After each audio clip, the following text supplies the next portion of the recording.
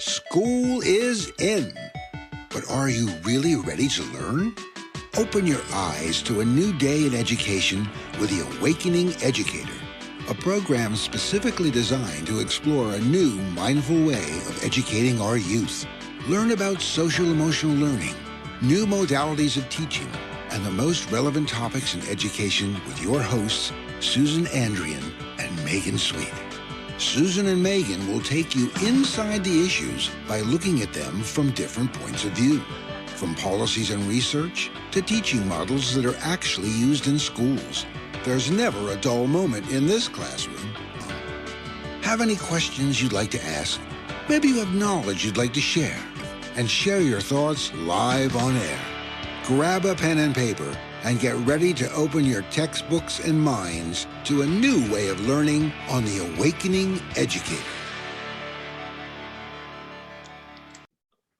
Hi, everyone. This is Megan Sweet. Welcome to the Awakening Educator. I'm so pleased today to have Brantley Turner with us, who is going to be talking with us about her experiences teaching and leading in China. So she's an American who's been living in China for the better part of 20 plus years and is a founder of a school there. So we're going to talk with her about her experiences, what she sees as different and similar in her experience of teaching and leading in China. And let's get going. So Brantley, welcome to the show. Thank you so much. Really happy to be here. Why don't you tell us a little bit about yourself, your background, who you are? Sure, I would be happy to. So I'm from the US, which you can hear in my voice, I'm sure. I grew up in New York and went to school sort of over around the East Coast. And when I was 17 and about to go to college, my parents moved to Hong Kong. And so although I didn't go with them, that kind of opened up the opportunity for me to start coming to Asia. So really have spent my entire adult life, save a few years here and there, in mainland China. And as you said before, have had the great privilege, more recent decades of working in education and starting a school here. But I guess the way to understand my background and experience is very Western American rooted upbringing, not tons of travel abroad. And then all of a sudden, this opportunity to start engaging in the East and in China. And so really two halves of my life. Yeah, that's really cool. So so you studied in the United States, and then once you finished college, you went out to China and joined your folks out there. Is that about right? So what happened was, because of their move, just that summer between high school and college, I had the opportunity to come to Hong Kong, and then went with my mom for her job on a trip to Beijing. And it really was, I know that people point to kind of seminal moments in their lives that changed the direction of their career, their studies. And for me, it was just, I was blown away by that experience in Beijing. And I thought, you know what, I could take Chinese when I get to college. Why not try something new, about to start freshman year. And so I took Chinese 1 freshman year of college, 5 days a week. And really, for me, it became a relationship of language and culture and experience that just always stayed exciting. And certainly, right, that was the early 90s. So China was also hitting the trajectory that now for the past 30 years we've been watching, right? So it was just this amazing moment in time to get involved in trying to understand what was going on here. So yes, and then since 1994, there hasn't been a year that I haven't either been here in some capacity, traveling or living. That's amazing. That's it. What it is. When talk about like a fork in the road in your life going in one direction or the other. So what drew you to education in particular then? So I always had an interest in education. I taught Mandarin, I tutored Mandarin in college in Rhode Island. I TA'd in college. I was a summer camp counselor, a lot of different experiences that definitely led to wanting to be involved in education. But then when I arrived in China, I was finishing a program here in 1999. And the real options were teach English, which I did, which I'm not very good at. And the other was work in international education. But here there's a classification, which is called the Schools for the Children of Foreign Nationals. That's a special sort of license for schools. And I wasn't at the time, a qualified US teacher. B, really wasn't my experience and engagement with China was around using Mandarin and trying to have more local experiences. So I was A, not qualified, but B, also not terribly interested in working at a school for the children of foreign nationals. So again, at the time I pivoted and I didn't jump into education right away for a career path, and I've had a lot of different interesting jobs in China, kind of just pursuing again that local experience. And then in 2005, started to have more unique and different opportunities to engage with education. So actually in 2005, in first getting involved in education, I did more experiential education. So I was working with a lot of teachers that were bringing student groups to China, exposing students. I started teaching high school programs. I taught a university program at a school here. So, really, I think that while I'm not in any way the expert in education that so many people you would have had on the show are, or other people that we meet in the education landscape, I came about it from sort of a genuine personal interest perspective. Yeah. And really China was kind of a stepping stone to get and create those opportunities for me. Oh, that's really cool. I mean, I think that's an interesting place maybe. And I know we talked a lot in our pre-interview about your school, and I'd love to hear about that. But I do think, it's Asia and Asian countries and United States, the cultural differences are pretty profound. I have spent a lot of time in Japan, not in China. And while there's, obviously there's lots of things that feel similar, there's just ways of being and norms that are just so different in Japan than the United States that it can feel a little disorienting sometimes. I actually love it better, but than the United States in a lot of ways. And I'm just wondering for you, I mean, we'll kind of get into it, but what were some of those big cultural shifts for you? Or even we can talk about currently, we were talking about the pandemic, approaches to things like a pandemic have been pretty different in China versus the United States. Absolutely. So I think about this all the time. I mean, from the spectrum of how do we as individuals, interact with cultures different to our own. And the other part is because I am involved in educating Chinese nationals that are going to go abroad to many different countries for college, right? Talking about cultural bias and what that means and what that feels like. So there's the culture shock or the kind of cultural disconnect feeling. Mm-hmm. But then there's really, how then are you interacting with others in cultural bias? And so I have lots of opinions on this, but just to share briefly, I feel like it's so cliche, but it's true. The reality in Asia in general, not just in China, is that the culture is on large more collective. Mm-hmm. So what that plays out in a school environment is collective fun, people sort of intertwining of the personal and the professional is very blurry. Mm-hmm. Mm-hmm. And I'm extremely comfortable with that. And the way that I've sort of categorized that in my own mind for myself is, how do you feel if you're a school leader with vulnerability, with accessing and talking to people about things that maybe are not always considered appropriate in a Western context or in a professional setting? And that's just had to be the norm for me here in school leadership, but also just in my life. I mean, the level of privacy that you have is way reduced. I mean, we could talk about pandemic management, right? I mean, absolutely everything is on the table for sharing and being required to share. And on the other side, I find myself in a Western context very, very kind of disconnected from, oh, wow, you mean we're not going to sit around for 2 hours and just randomly talk about this topic and see if it might wind our way to some sort of work outcome? The one way to sort of encapsulate this is Asia is, again, and it's so hard when we speak in generalization, so we'll just add the caveat that obviously there's exceptions, there's generational differences, et cetera. But if we talk in general, there is a trust-based expectation. You build relationships, and those relationships create trust, and then you are able to get things done. And that if you haven't built a relationship and built trust, you can't. You'll be told, yes, sure, of course, I'll be happy to do that for you, but it won't happen. On the other side, once you sort of build that trust, relationships are very, very, very powerful. So language in organizations and schools of family. We are family. What I found in the Western context with a lot of international teachers is saying, hey, listen, you know what? You don't choose your family. We maybe don't want to use that language of family. Community is language that we're comfortable using. Mm-hmm. But in my case here, there isn't a distinction made there, right? There's it's paternalistic. It is quite hierarchical still, in versus the West, which I think has moved away from some of that sort of hierarchical paternalistic leadership. Oh, that's really interesting.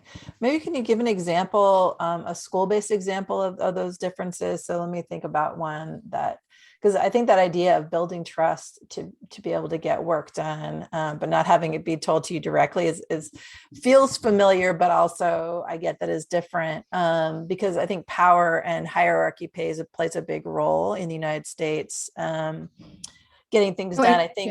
I think trust works. If you I use trust a lot when I'm trying to get work done by people who maybe are ranked below me or who I'm serving. So for example, if I am trying to create a change in a school, building trust with the school community is the most important thing for me to be able to get that work done. Because if I don't have that trust, they're going to it's going to make it hard for me, right? Because they're not going to be easy. I mean, and they should make it hard for me. But they're going to be uneasy, and they're going to ask a lot of questions about why I'm making a choice that I'm making. However, if I'm doing that same work in like the district office, I can much more rely on my role, my title, and my positional authority in some ways to get some of that same work done. So I have to kind of switch and change hats all the time when I'm doing a lot of the work that I do, because depending on where I am, it's different in each place. So I'm just wondering for you, No, I'd be happy to share. I think that, the reality is it what plays out in public and what plays out in private. And so let's use a school example. It's an end of term, all hands town hall faculty meeting. Mm-hmm. You're going to be hearing one voice from a stage in general.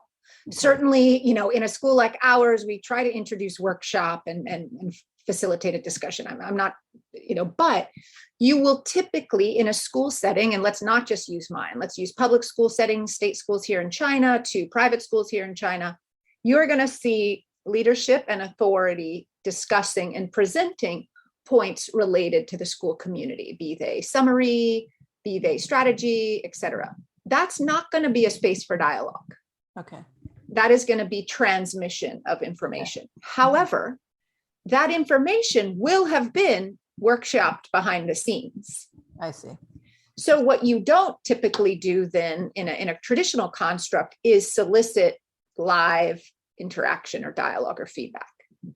And so it's very much private public domain separation. So, moving into a town hall situation in our context is very out of the norm.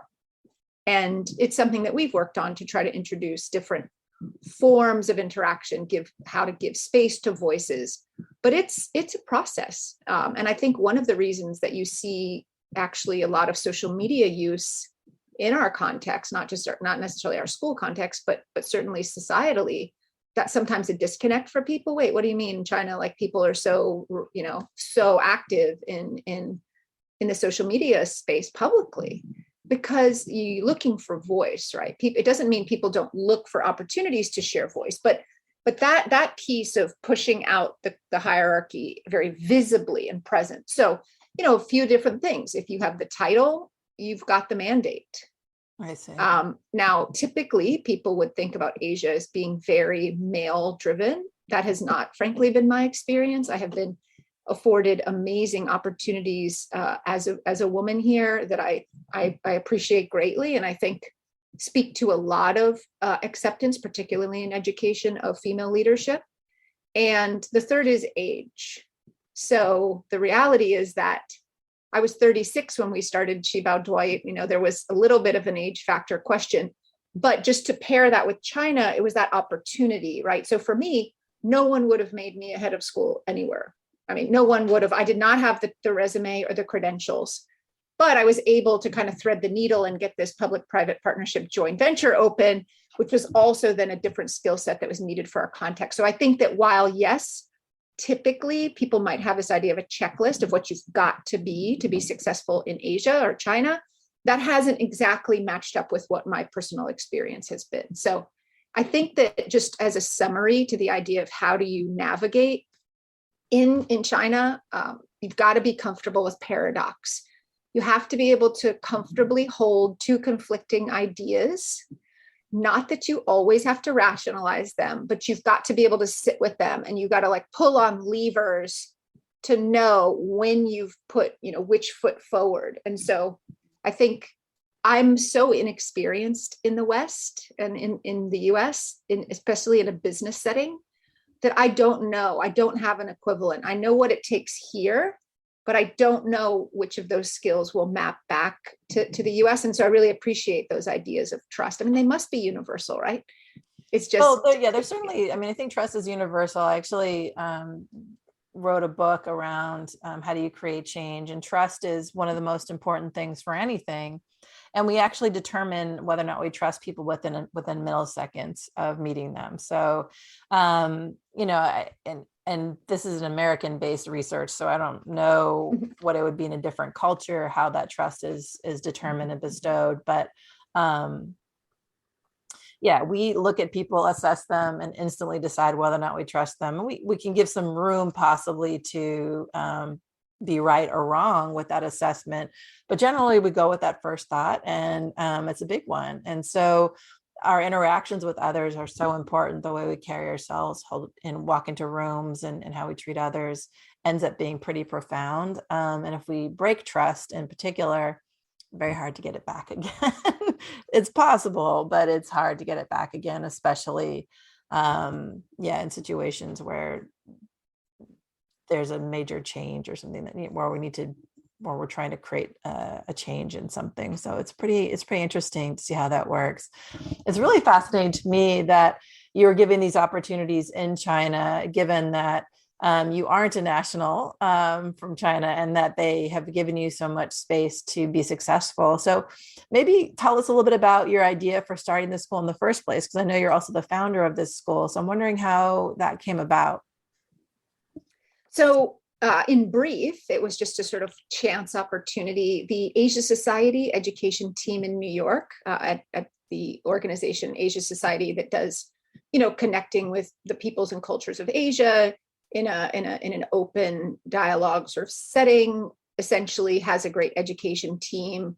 They've done a lot of work with their international schools network, and they were talking to Shanghai Education Commission, who was looking to start what's called in China a cooperatively run high school. It's a term, 合作学校.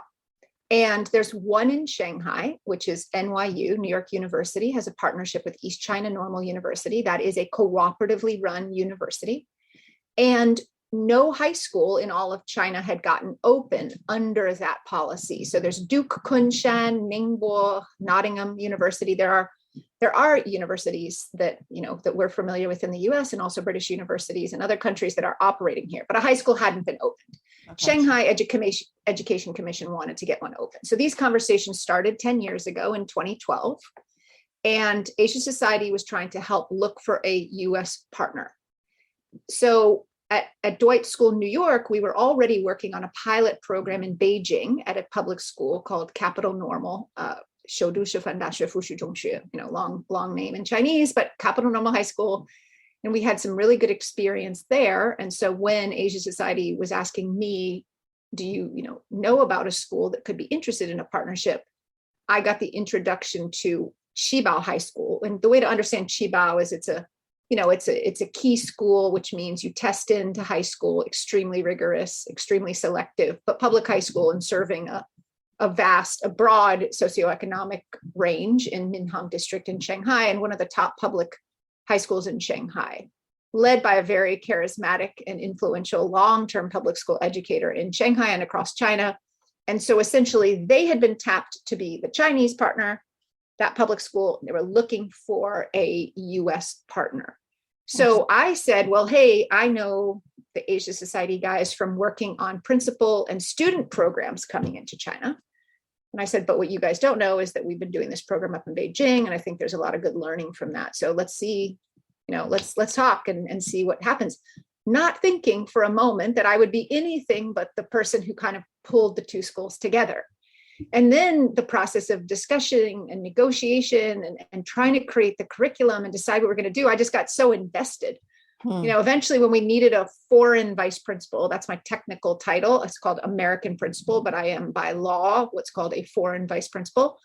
I raised my hand and I said, look, I know that I might not be people's first choice, but I would really love the opportunity to try to take this on. And so, 8 years ago, we opened doors and it's been a wild ride.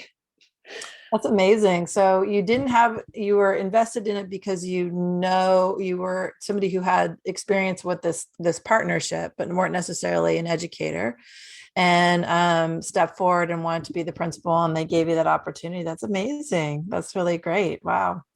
Well, I know it's been really a successful school. So maybe can you tell us a little bit about your school? And for those of us in California or in the United States, this idea of even the kind of school you have is a bit of a reach and different for us, right? So we all know we have public schools or private schools or maybe charter schools, and those are the brands, and almost all of them are exclusive to maybe some private schools or boarding schools. You show up at the door and you get in, unless it's a private school, you have to test into it. But we're much more used to, especially public schools, you're not allowed to have that kind of testing criteria. So I'm just wondering, what is that like what's your school about? And then how do kids get in? And I already heard you said that you serve students that are Chinese citizens, so not foreign nationals, which is an important distinction. Sure. So we are allowed to take foreign nationals at our school because of its special designation. But yes, 600, almost all students are Chinese nationals. So essentially Shanghai Qibao Dwight High School, Qibao Chinese partner, Dwight US partner. One of the major motivations for Qibao and Dwight to partner was to offer international baccalaureate curriculum. So Dwight School in New York was the first full continuum K through 12 IB school in the US. Oh, wow. And has implemented the IB at the diploma level at the high school, right? So grade 11 and 12 for more than 50 years. Oh, wow. So a very compelling motivator for the Chinese partner was that knowledge of the IB. I would say that was really the starting point to why the two schools kind of could come together. Dwight also has schools outside of the United States. So there's Dwight Seoul, Dwight London, Dwight Dubai, and Qibao Dwight. And one of the things that Dwight has done well is to function at the local level. So meaning our motivation at Dwight was never to start one of the schools for the children of foreign nationals, not because those aren't important and many wonderful schools, but that really wasn't where our interest lied. So when the opportunity came, right, the Beijing pilot program was also Chinese national students. So that's a very interesting situation for us where we do have some national requirements. Our students must sit 4 academic proficiency exams, Shanghai Shuye Shuiping Kaoshi. They sit 4 exams in history, politics, geography, and Chinese language. In addition, they do, and the majority of the students are full diploma students. So they are incredibly rigorous academic situation where in English, which is for most of our students, their non-native language, they have to access a very rigorous curriculum in the IB. And in Chinese, they have to take, if they are Chinese national, these 4 national subjects and then test in those subjects. 100% of our students go abroad for university, with Hong Kong as, also being a destination. So it would be considered outside of mainland China, but not entirely outside of China. And the reality is the point of our school is to give Chinese nationals access to international curriculum and education, to enable them to go abroad to better access higher education outside of China.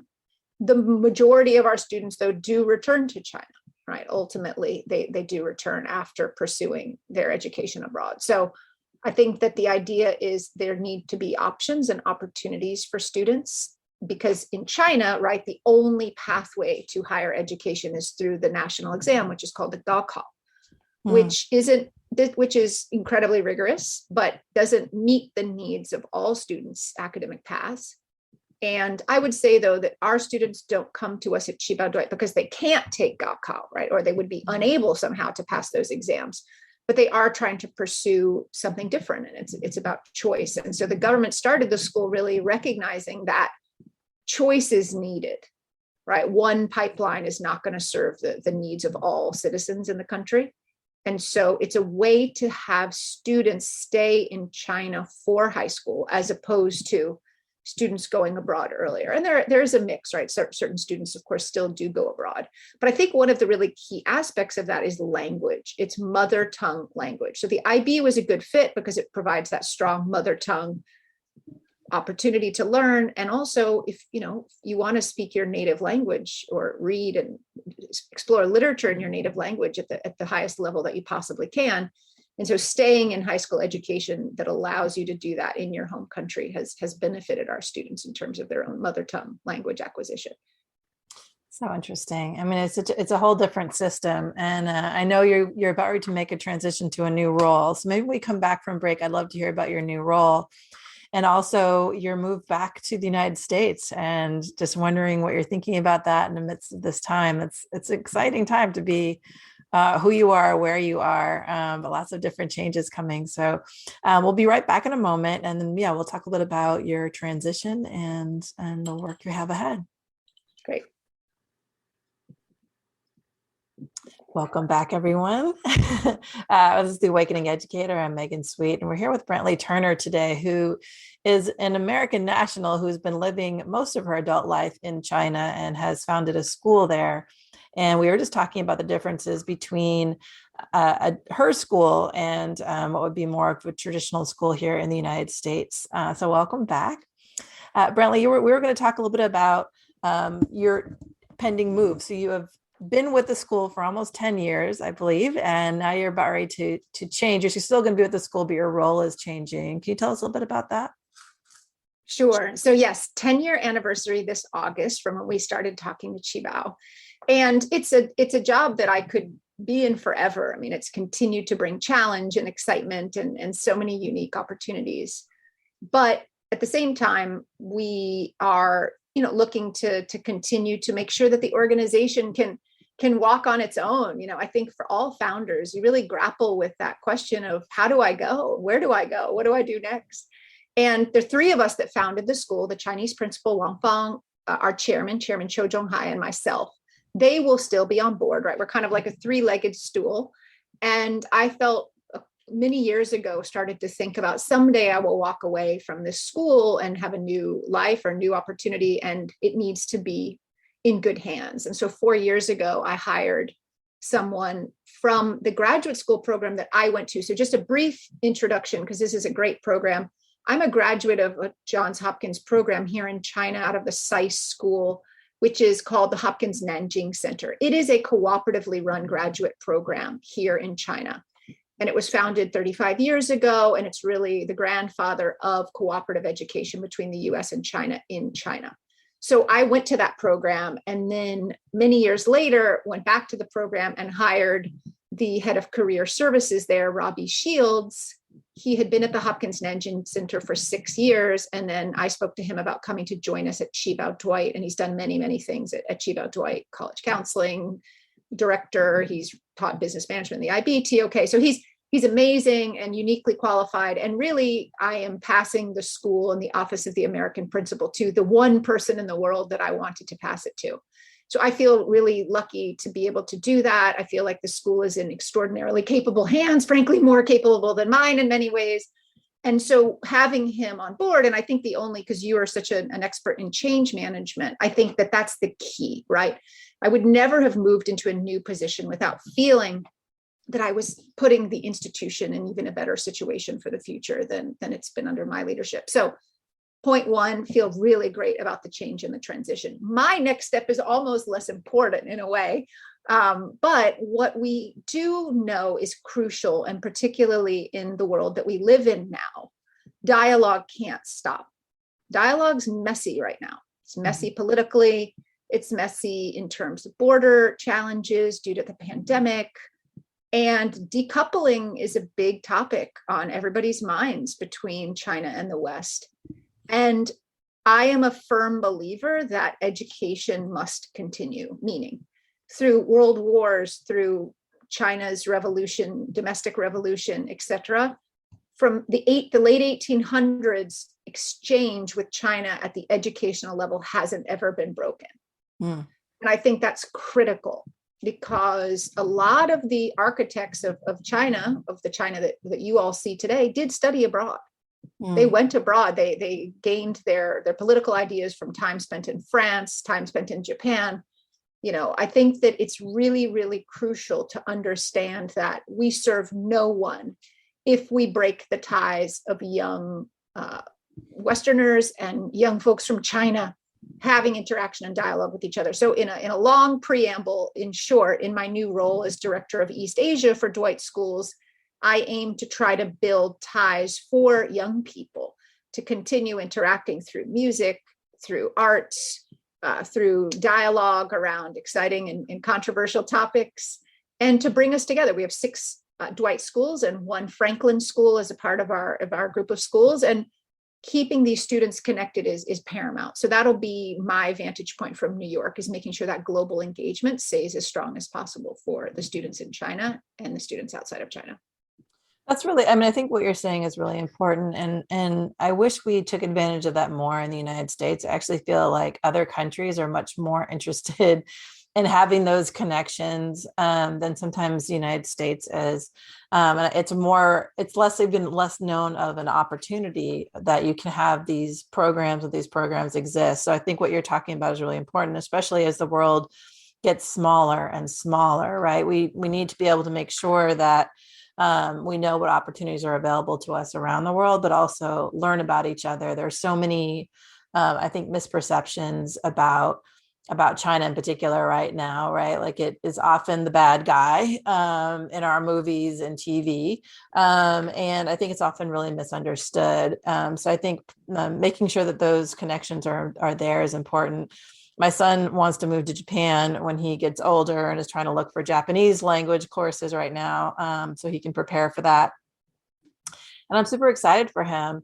And as I start to look for opportunities for him, they are actually a little bit hard to find, those connection points and how to learn. And, I live in the San Francisco Bay Area, where you would think it would be fairly easy. I can find schools where he can take language on the side. A couple of our colleges provide, Chinese is more popular than Japanese, but that provide Japanese, for example, but not many. And so I think to me, I wish the United States was a little bit more progressive around opening the borders of our minds as well as our education systems. I think we've gone backwards in the last few years. So you're probably lucky to be where you were during the last administration anyway. It wasn't a very happy or friendly place to be here sometimes.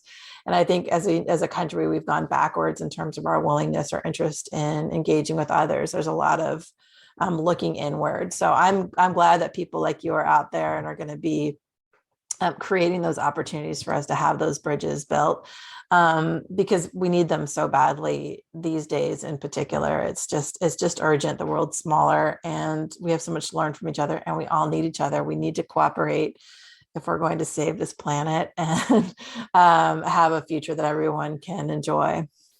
Well, no question. And look, I'm not trying to advocate for, everything that's being done here. And I'm certainly not going to sugarcoat the level of the challenge and the level of the disconnect. But like you said, pandemic, so global medical challenges, global poverty, global pollution, climate change, environmental issues.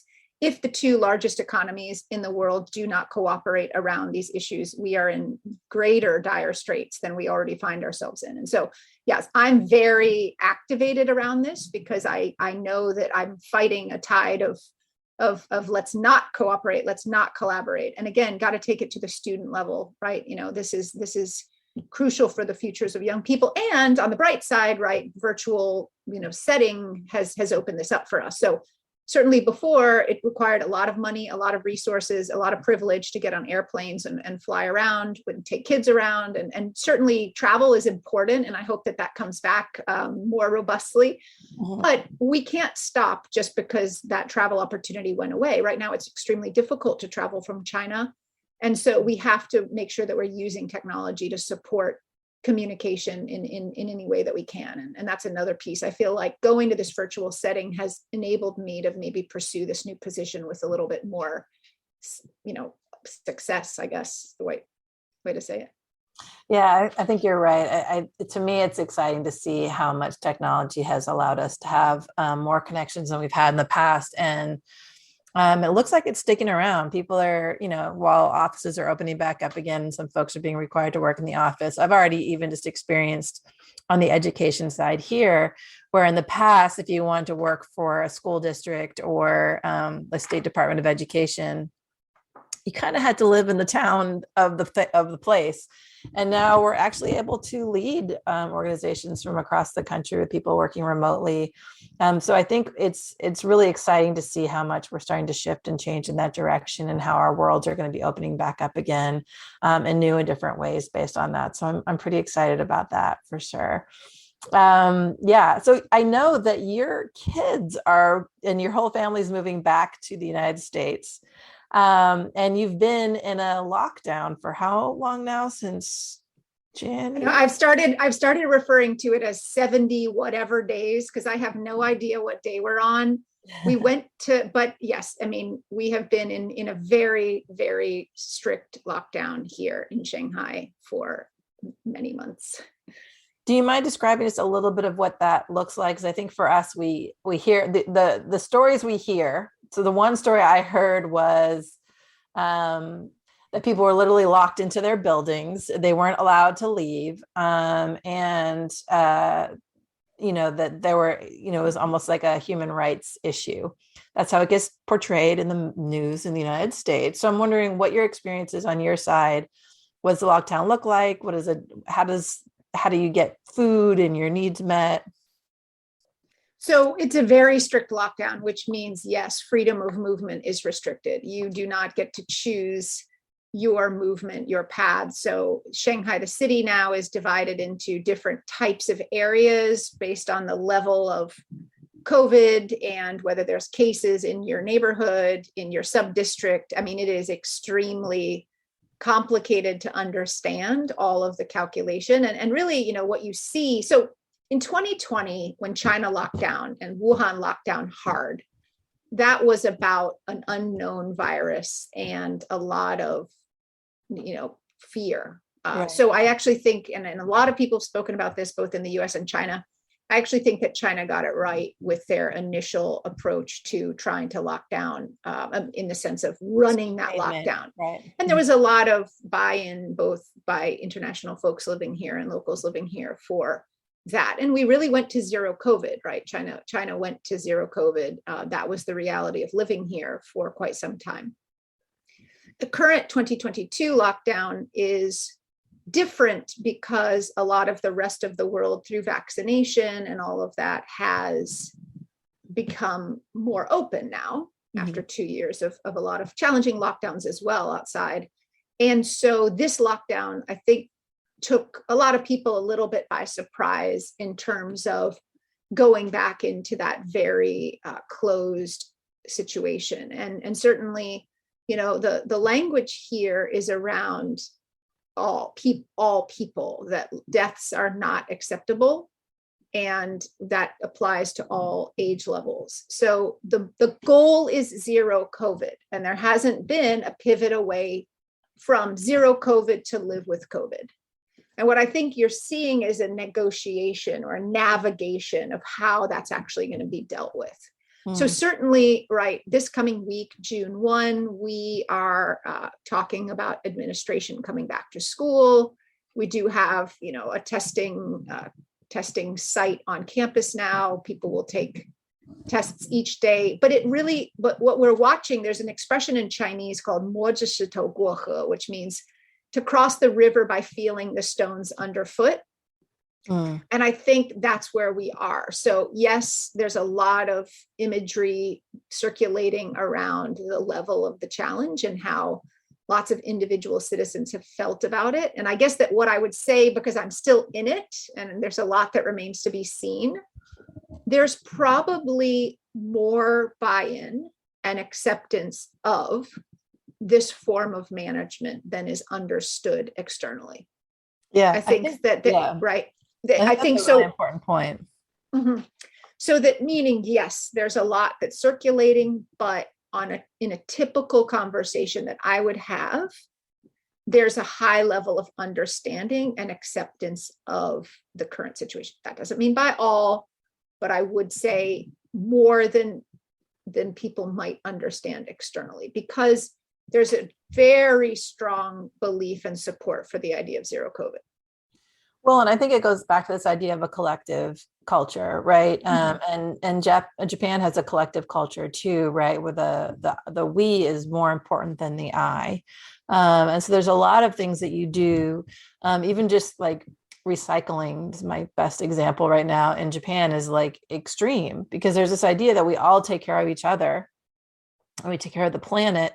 And so there's an agreement to do certain things that you would just not see in the United States at all around. I mean, truly, like recycling things is like a whole process. And there's like, you literally have to break down your milk cartons a certain way and put them in a certain place. You know, like it's very, very detailed and specific.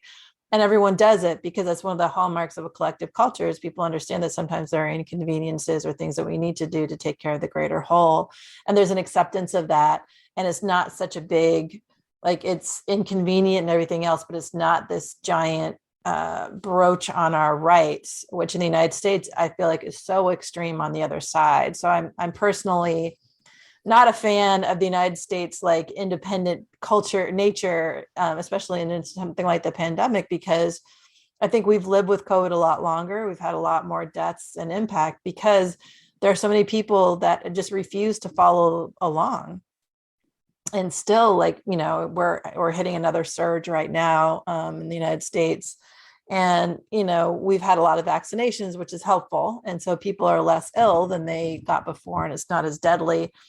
But, you know, getting people to do some of the basic things that you would see in other countries is just not possible here. You know, state by state, there are people who never locked down once, schools that were never closed, people that just moved around. And, you know, we have many places where there's lots of issues here, but it was really surprising and frustrating, because there's no way in a country like the United States, where each state gets to make their own rules. It's almost impossible to create a shared approach to anything, and have people actually, and trust that people are actually going to follow it, which is kind of the other part of that issue. So I just think it's really interesting, that difference. Thank you for letting me hear about that. Before we go, I would love to hear a bit about your move back to the United States. And I know you have 3 young children who've lived almost exclusively in China. I assume they've come to the United States for a visit, but what are some of the big cultural shifts you're anticipating they're going to have as you move back and live in New York? I think in some ways, I think they're more resilient than I am. I'm more fearful of culture shock and my own ability to cope and adapt than I am for them. I have an 8-year-old, a 10-year-old, and a 13-year-old. And yes, 2 of them were born in China. One of them was born in New York, but grew up in China. And, you know, look, I give them great credit for staying open and staying flexible, and kids are amazing. And my kids, I feel proud that they have always maintained an identity that is related to the fact that they are not Chinese. Mm-hmm. They don't look Asian. They have no Asian heritage. And so we've been in many elevators in the US on vacations and things where a China topic came up and somebody was chatting about it. And, you know, my kids don't look as though they've spent any time outside of the US. Mm-hmm. So we have to navigate that, but I feel pretty confident and happy for them that they have an opportunity to have a different experience. I think that's also really important. I think that I'm more concerned about how I'm going to handle the experience of living in the US again. And again, I'm extremely grateful for the opportunity to live in the US, for my passport. I'm a very a privileged American, and that is something that has afforded me a lot of the opportunities that I've had other places. So I don't take that for granted at all. But I also know that, honestly, it's not that interesting to people to have a long conversation about China, right? Even spending an hour with you today is special because, like you said, I don't agree with everything around me, certainly by any stretch of the imagination. I am an individual with individual opinions and thoughts about how different countries have approached the pandemic as one, or how they're approaching many different challenges we're facing. But what I've learned from this outside perspective is just that, taking an outside perspective, trying to function as an observer, trying to listen deeply, right? And the kind of mantra that I've carried with myself through starting the school, but throughout my life here, has been, it's not about being right, it's about getting it right. And getting it right requires a lot of dialogue and a lot of uncomfortable conversations, a lot of push and pull. And I love being in an environment where that's okay. And one of the things that I think is challenging is, well, yes, I said here, you talk about everything kind of behind, and then you present a united public front. There's real direct dialogue in that behind, and everything is on the table. There's very little that's off limits for discussion. Interesting. And that's been really thrilling for a long time. And I do think that the way that the world has shifted a bit, and the reality in China has shifted a bit, and that means spending some time outside of China is also really exciting and it's a good time to do that. But certainly that roller coaster of culture shock, and I think that there's a chameleon aspect to functioning well in different cultures. And many of us feel that even in the US as we navigate different cultures, right? And as you speak different languages, you've written a lot about language, you take on different characteristics, and your brain is altered by speaking in your non-native language. And I really love doing that. And so I'm hoping to find opportunities to be able to continue to do that in the US. And I also think we won't be there forever. I think New York is a stopover, and we certainly look forward to other opportunities with Dwight. As I said, we have other schools around the world, and so we'll look to try to have another international experience, but really just excited about spending that time in the US for the next year. Yeah, I think you said so many things there that are really important. And I know, and when we had our pre-show discussion, we talked about how decisions and discussions get made, and how we need to learn to be really humble to understanding that our cultures, our norms, and our values are really different and distinct, country to country, individual to individual, and that the key is to be curious and to be open and to listen. I shared with you that I had an experience working with a school in Chinatown in Oakland. So even though in the Bay Area, that wanted to do something and wanted to have change something about their school program. And I worked with them for a couple of years, and ultimately the change didn't end up happening. But what I came to out of the experience was, well, the change didn't end up happening, and I didn't agree with what they wanted. And I happened to be the person with power who got to make that decision, although it wasn't about like, I win, you don't win kind of thing. It was more around, they couldn't give me the evidence that I was looking for. But it was an interesting experience because I didn't agree necessarily with how they were approaching the kind of schooling that they wanted. I also recognized that it wasn't wrong. It just wasn't my preference or what I believe to be true based on my experience of what schooling should look like, and what experiences kids should have. And the difference between what we as educators think are most important for our students and what parents think are most important for their students comes up all the time. It comes up on an individual, student to teacher level, but also on school and district levels, country levels. So you have this really great perspective because you've really lived in two different cultures, like immersively. Well, I know you're American. I'm sure in a lot of ways you feel more Chinese than you do American at this point, probably, at least in some ways, because so much of your formative years have been in China and in developing those relationships.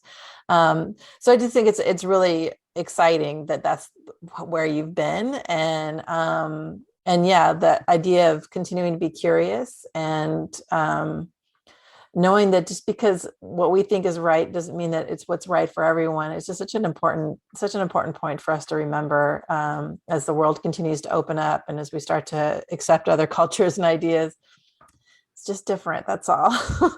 Absolutely. And I think, after we talked last time, I sort of put some notes down about that cultural bias. So, right, there's a psychological and neurological, maybe when I'm talking about paradox, right? I'm literally talking about in the brain level paradox of cultural bias, right? Our brains group things together. Biases form. Super helpful in lots of contexts, detrimental in others, right? It's conscious awareness, right? When we talk in the United States context, race, gender, social status, right? People are making millisecond decisions about others. This is right. This subconsciously and automatically activates emotional regions of our brain. Right. We get a feeling, and then we do all this work to try to justify and rationalize, right? And we have this tendency, we split us into them, right? And the other is cold and angry and to be feared, right? And the us are virtuous and warm and familiar and right. And the reality is that our brains don't want to see things that counter our beliefs. We ignore counter evidence. Yeah. And so the point is, absolutely, we, in facing cultural bias and in facing ideas and realities that are extremely repellent to us, we have to find situations, particularly if we're educators and we have the responsibility of transmitting knowledge to young people and working with teachers collectively to create the knowledge that we transmit.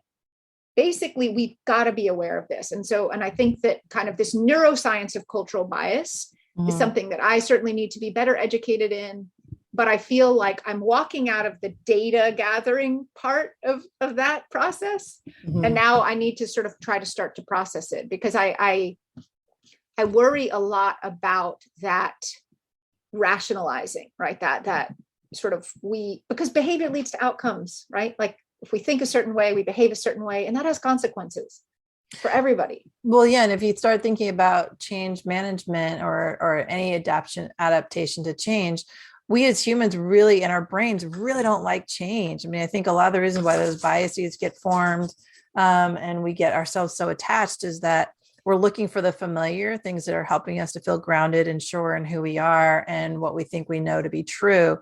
And so when we allow, and that's how biases are helpful. But the problem with biases is that we look for things that reinforce those biases. And so when we are confronted with things that aren't the norm, that aren't real or true, we have to make a choice because we're already feeling threatened at that point.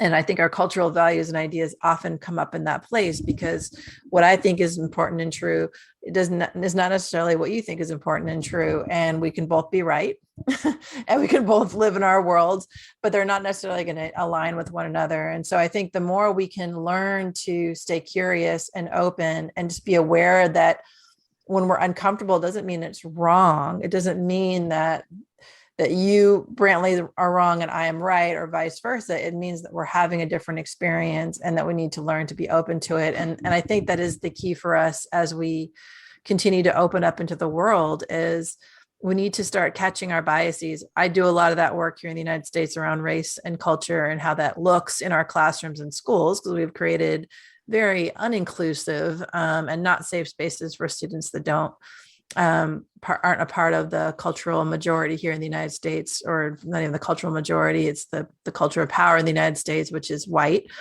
So it's really important that we start to get aware of when is that being triggered? How's it showing up, and how is it limiting opportunities for our kids, so that we can start to make a different shift? And I think for your organization, they're incredibly lucky to have someone like you on board, especially as you're talking about these like bridging East and West, because you have both within you. And I think they're just incredibly fortunate to have you leading the work that you're going to be doing in New York and beyond. So I'm excited for that, for you and for your family and for all of us. What are some ways that folks can learn about your organization, or if they have a kid like mine or someone else's who want to maybe explore learning in a different country? How might they go about that, especially related to your organization? Sure. Well, definitely for me, because Chinese social media and Western social media are essentially completely separated. Mm-hmm. I think the best way to get in touch is LinkedIn for me, which is just Brantley Turner, easy to find, Shanghai Qibao Dwight High School, and Dwight Schools. And Dwight Schools is just dwight.edu. It's got all the information about all of our schools on one page, certainly for families that are looking for different international experiences around the world. And I would just leave a sort of final thought on that. And I think it's very important and connected to the work that you're doing in the US. The internationalization of education cannot be just the Westernization of education. And when we talk IB, we talk AP, we talk Cambridge A-level curriculum, we are looking at a very Western anchored thing. And I do not want to tell anybody what they should believe about China. I'm ready to listen and ask questions about what people understand. And I think that that's the starting point. We need to be doing that in the US at the domestic level with our education. We also need internationally to make sure that we're looking at decolonization and we're looking at how there's Western agendas for education. So I don't want to push that narrative either, right? That these non-Western schools should just adopt Western curriculum. So Great. We as Westerners have a lot to learn from Asia and from other parts of the world. And certainly I think Dwight as an organization values creating the space for those conversations, and is not, it's not a large institution, and it won't be a 50 schools organization. We're 7 schools. We don't have plans to grow extensively. And really, it's been a fantastic place for me to just pursue things that I'm passionate about and interested in. And we call it at Dwight, igniting the spark of genius in every child. And certainly, as I said, no one would have made me a head of school. They made me a head of school. They ignited something for me. And I really do hope to have some great conversations about the East and West. It's been on the East side. I'm looking forward to getting back to the West side to do that. And I'm sure I'll be very interested in what I find out. Well, it's been such a pleasure to have you. I think that's a perfect note to end on, is that there's so much to learn on both sides. There's nothing but benefits that can come if we learn to work together more. I'm super excited about your next steps and about the school that you created. Dwight is W-I-G-H-T, like the name. Okay, great. Correct. So Dwight Education. If people want to learn more about your organization, the work that they do, and for sure, it's been such a pleasure to talk with you, and so illuminating to hear what your world has been like over the last couple of years as compared to here. Super excited for you to come on home and experience some New York for a year anyway. That's pretty good. So thank you again, Brantley, for being on the show. It's been a real pleasure. No, thank you so much, Megan. I really appreciate spending this hour with you this morning. Class is dismissed. Wasn't that fun? Susan and Megan are always happy to greet you on the next episode of The Awakening Educator. Connect with us on Facebook, Instagram, YouTube. Education is the foundation for a brighter future. Open your eyes to The Awakening Educator